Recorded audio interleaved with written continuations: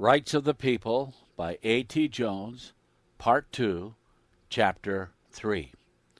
What is the nation? The United States, the nation indeed, is not composed of the states. The original 13 states did not compose the nation, nor do the 44 now compose it.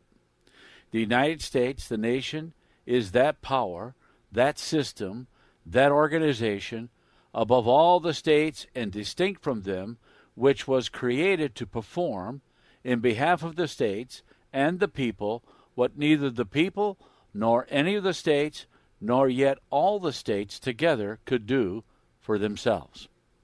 In the facts and the statements presented in the preceding chapter, it is clear enough that, quote, the United States, before the establishment of the Constitution, was not a nation.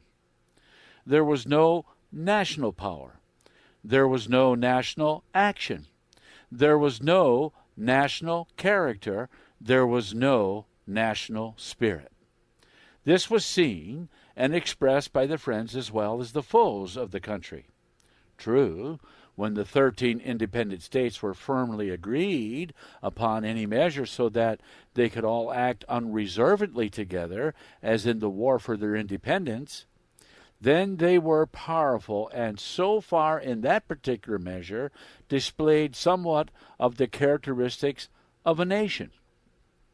But after such united effort had secured their independence, there was literally not a single question upon which there was unanimity of opinion and consequent action such as could display any of the characteristics of a nation.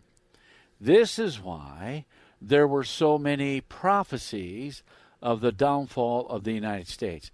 This is why it was that they were one nation today and 13 tomorrow. And this is why it is certainly true that there was no alternative between anarchy and the formation of a national government.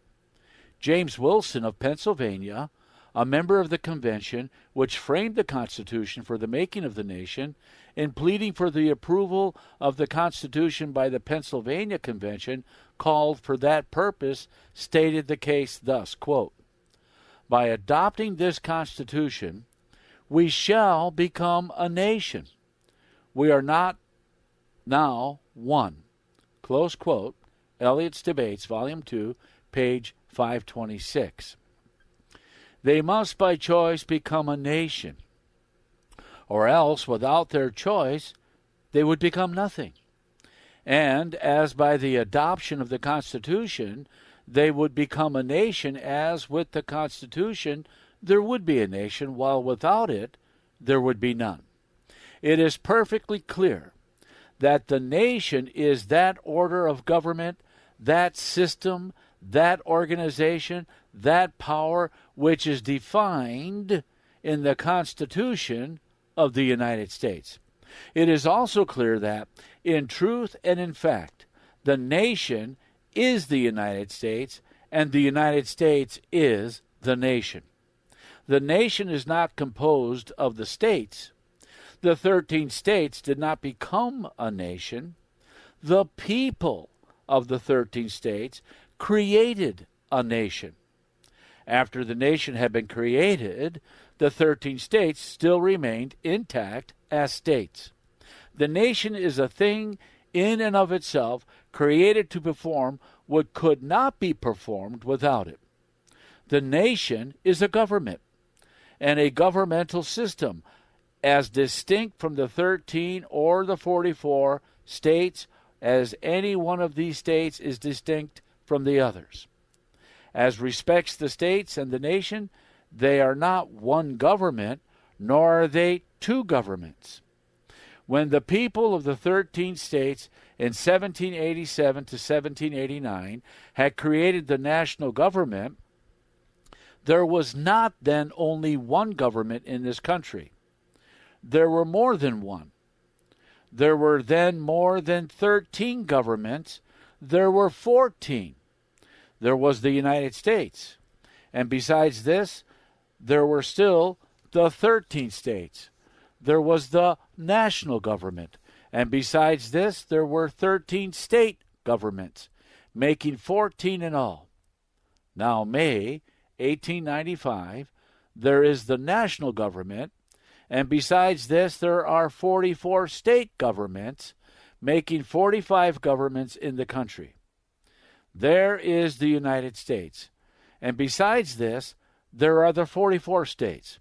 But the United States, the nation, is ever and always a government in and of itself, distinct from all state governments. This distinction is neatly made by John Fiske in the following pointed sentences. Quote, from 1776 to 1789, the United States were a confederation. After 1789, it was a federal nation. Close quote. Fiske's Civil Government, page 234.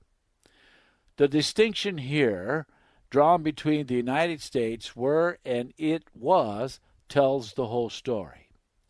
A much finer conception and perhaps a much better illustration is contained in the following view presented by Bryce.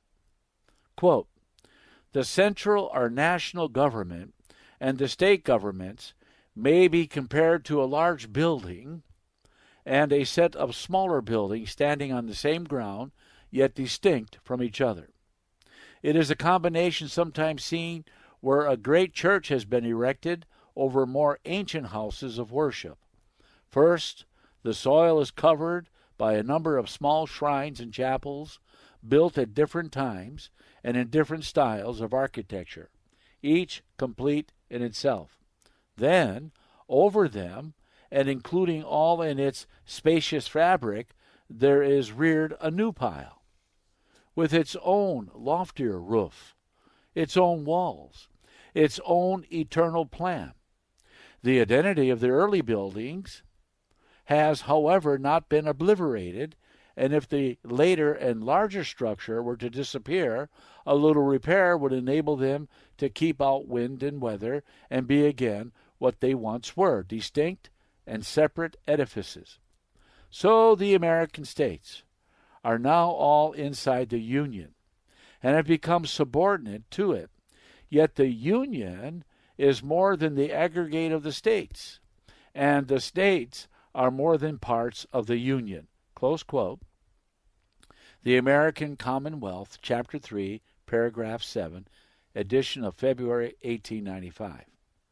The United States, the nation, is a government distinct from all the states, outside of them and above them, which was created to do for the states and for the people what neither the states nor the people could do for themselves, nor yet for one another. It was not anything within their boundaries that troubled any of the 13 states. It was altogether those of their interests which reached beyond their boundaries that caused the perplexity. For just as soon as any state attempted to follow up any of its interests, which reached beyond its own boundaries, it entered the jurisdiction of another power, equally independent with itself, and not only was this other an independent power, but with respect to that particular thing, it might be a hostile power as well. Consequently, for the best interest of all, it was essential that there should be formed a government separate and distinct from all, which in behalf of all should have jurisdiction of all interests, which should extend beyond the boundaries of any state. This, in brief, defines the line that separates between the states and the United States, and between the jurisdiction of the state governments and that of the national government. Wilson of Pennsylvania, who helped to make the nation, in explaining to the Pennsylvania Convention the provisions of the Constitution, clearly defined this line as follows, quote, the Convention found themselves embarrassed with another difficulty of peculiar delicacy and importance. I mean that of drawing a proper line between the national government and the governments of the several states. Whatever object of government is confined in its operation and effects within the bounds of a particular state should be considered as belonging to the government of that state. Whatever object of government extends in its operation or effects beyond the bounds of a particular state should be considered as belonging to the government of the United States. Close quote. Bancroft's History of the Formation of the Constitution, pages 244 and 245. Such was the intention of the framers of the original Constitution. Yet, as it was not distinctly expressed in the Constitution, an amendment respecting the point was required. Consequently, the 10th of the 10 amendments that were passed in regular course through the first Congress that ever met under the Constitution declares as follows, quote, "The powers not delegated to the United States by the Constitution, nor prohibited by it to the states, are reserved to the states respectively or to the people," close quote. Thus, in all matters not delegated to the United States, nor prohibited by the Constitution to the states, each state may do fully and freely just as it pleases within its own boundaries. While in any matter so delegated or prohibited, it has nothing whatever to do, but the nation in these things has power to do fully and freely as it chooses. The nation has nothing whatever to do with any matter, the operation and effects of which lie within the boundaries of any state, and no state has anything whatever to do with any matter, the operation or effects of which reach beyond its boundaries. State boundaries are no more a mark of the limits of state jurisdiction than they are a barrier to the exercise of the national power. Thus stands the line in principle between the states and the United States.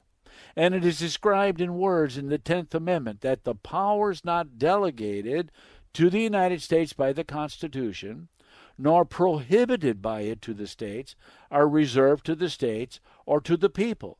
And these powers are to be exercised exclusively by the states or by the people, never by the United States, never by the nation. Abraham Lincoln stated this point thus, quote, "Each community or a state has a right to do exactly as it pleases with all the concerns within that state that interfere with the right of no other state. And the general government, upon principle, has no right to interfere with anything other than that general class of things that does concern the whole." Close quote. Chicago Speech, July 10, 1858, Political Speeches and Debates, page 83. And Bancroft states this fact as follows, quote, "The United States of America, within its own sphere, is supreme and self-supporting. For this end, it has its own legislator to make enactments, its own functionaries to execute them, its own courts, its own treasury, and it alone may have an army and a navy. All sufficient powers are so plainly given that there is no need of striving for more by straining the words in which they are granted beyond their plain and natural import. Aside from the sphere of the federal government, each state is in all things supreme, not by grace, but by right. The United States may not interfere with any ordinance or law that begins and ends within a state. This supremacy of the states in the powers which have not been granted is and essentially a part of the system as the supremacy of the general government in its sphere. The powers of government are not divided between them. They are distributed so that there need be no collision in their exercise. Close quote. History of the Constitution, Volume 2, page 332. Thus, the acceptance of the Constitution of 1789 made the American people a nation. And that thing, that governmental organization, which was created by the people, which is defined and regulated in the Constitution of 1789. That is the nation. This is the end of Part 2, Chapter 3. Rights of the People by A.T. Jones, Part 2, Chapter 4. Who made the nation? We have seen how that after long and anxious waiting, and after repeated efforts to get the states or the Congress to call a general convention, it was only when an appeal was made to the people of America that the movement for the creation of a national government was crowned with success. It was only when the people of America began to move that either Congress or the states could be brought to realize that they must move providentially and logically, rather than intentionally. It was not in the proper order of things that the new movement should be carried out either by the states as such or by the Congress. It was the doctrine of the Declaration that rights belong to the people, and that governments derive their just powers from the consent of the governed. It was therefore only the clear logic of the Declaration that the movement for the establishment of a new form of government should receive its original impulse from the people of America, rather than from the governments of America. This word, the people of these United States, the people of America, which was wrung out by the Committee of Congress February 15 and by Madison in November 1786, was the spring of all that followed in the making of the nation. It was the keynote to which the paean of the liberty and the rights of the people in government was to be sung to all the world and for all time. At every step of the way, in the making of the nation, the idea was never lost sight of that it was the people of these United States, the people of America, and not the states who were doing it. This was made to appear in the published call of the convention, in the provision that when the Constitution should have been framed by the convention and agreed to by Congress, it was to be established and made of force not by the legislators of the states, that is, not by the states as such, but by conventions in the states chosen by the people. For Madison, who was the open and positive leader in the movement, held it as a fixed principle that the new system should be ratified by the people of the several states, so that it might be clearly paramount to their individual legislative authority. How certainly this principle was recognized and how strictly it was followed in the convention is shown by a remarkable fact, and it is this. In the first draft of the Constitution, as arranged and printed after more than 2 months of deliberation and distributed to the members, the preamble ran as follows, quote, "We, the people of the states," and then followed in detail the names of all the 13, "do ordain, declare, and establish the following Constitution for the government of ourselves and our posterity." Close quote. Bancroft, History of the Constitution, Volume 2, pages 119 and 120. But when the Constitution was completed, and was ready to be sent forth by the convention. The preamble stood thus, quote, "We, the people of the United States, in order to form a more perfect union, establish justice, ensure domestic tranquility, provide for the common defense, promote the general welfare, and secure the blessings of liberty to ourselves and our posterity, do ordain and establish this Constitution for the United States of America," close quote. Where the first draft said, quote, "We, the people of the states," close quote, the final preamble was made to say, quote, "We, the people of the United States," close quote, clearly showing that the question had been discussed and decided that it was not the people of the states as such, but the people of the United States by whom this thing was done. Again, where the first draft said, quote, "We, the people of the states, do ordain and establish this Constitution for the government of ourselves, the people of the states," the final preamble was made to say, quote, "We, the people of the United States, do ordain and establish this Constitution for the United States of America." It is true that the delegates in the convention voted by states in accordance with the forms of the governments as they then existed. But in any or all their action, they did not pretend to be the people and could not institute a general government in its name. The instrument which they framed was like the report of a bill beginning with the words, "Be it enacted," though the binding enactment awaits the will of the legislator, or like a deed drawn up by an attorney for several parties awaiting its execution by the principals themselves. Only by its acceptance could the words, quote, "We, the people of the United States," become words of truth and power.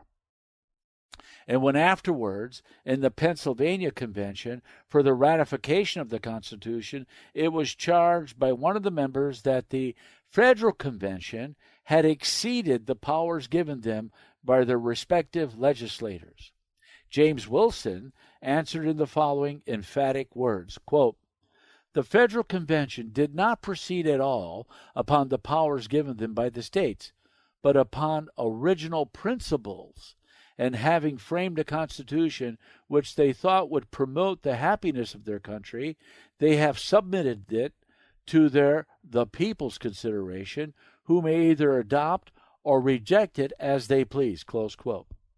In the convention that framed the Constitution, there was even a disinclination to ask the approbation of Congress upon the result of their labors, though this was not acted upon. Nevertheless, the Constitution was not to be put to the risk of defeat by being submitted to Congress for a vote of approval or disapproval, but was to be submitted to the people only for that purpose. This was made clear by the convention in its adoption, September 10, 1787, of the following directory resolution. Quote, "This Constitution shall be laid before the United States in Congress assembled, and it is the opinion of this convention that it should be afterwards submitted to a convention chosen in each state under the recommendation of its legislator in order to receive the ratification of such convention." Close quote. Bancroft, History of the Constitution, pages 205 and 206, Volume 1. Later, the Committee on Style reported September 13 resolutions for the ratification of the Constitution through Congress by conventions of the people of the several states. And in this report was embodied the above directory resolution.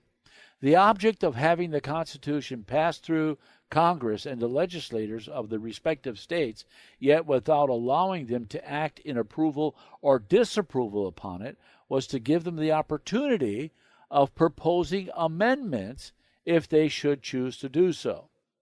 The Constitution was laid before Congress September 20, 1787, and on the 28th of the same month, that body unanimously resolved that the said report, with the resolutions and letter accompanying the same, be transmitted to the several legislators in order to be submitted to a convention of delegates chosen in each state by the people thereof in conformity to the resolves of the convention.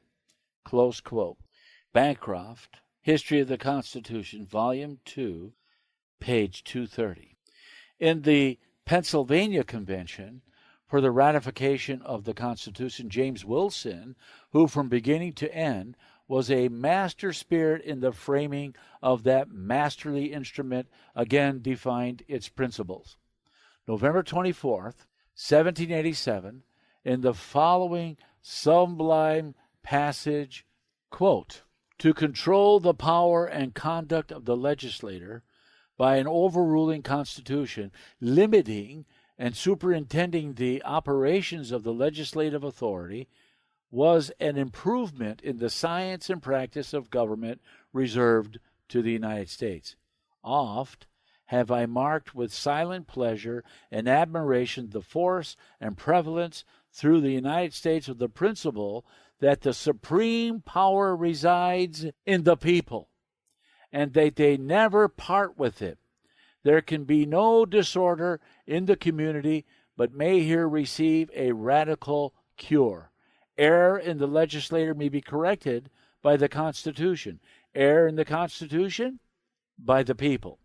The streams of power run in different directions, but they all originally flow from one abundant fountain.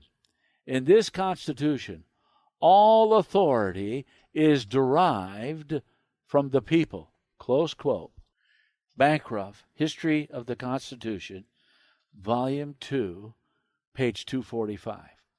And finally, after the people of the United States, through their conventions, had passed upon the Constitution as originally framed and submitted, they ratified it, but yet with the addition of 10 amendments, 2 of which, in the very words of that supreme law itself, define the rights of the people.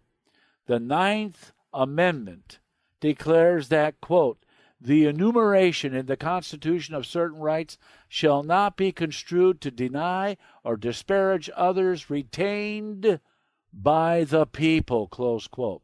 And the 10th Amendment declares that, quote, "The powers not delegated to the United States by the Constitution, nor prohibited by it to the states, are reserved to the states respectively or to the people," close quote. Thus was the nation made. These are they who made it. And thus the government of the United States of America became and is a government of the people, by the people, and for the people. Note: nothing in this chapter is to be construed to convey the idea that in the action of the people of the United States, the states are ignored. Not at all. The people of the United States, acting as such, do not act as a whole, but in divisions according to their respective states. The government of the United States, though distinct and separate from that of the states, is yet not a democracy in which the people act in a mass, but it is as truly a republic in which the people act through representatives as is the government of the states. In all things in which the people act as the people of the United States, they do so through representatives chosen by themselves from within their respective states. Even the president, who more than any other is the representative of all the people, is not directly chosen, voted for by the people. No, the people in their respective states vote for electors, chosen from among themselves in their respective states, and these electors elect the president. In all things, the form of government, whether state or national, is republican. That is, the form in which the people govern and act through representatives chosen by themselves. This is the end of Part 2, Chapter 4.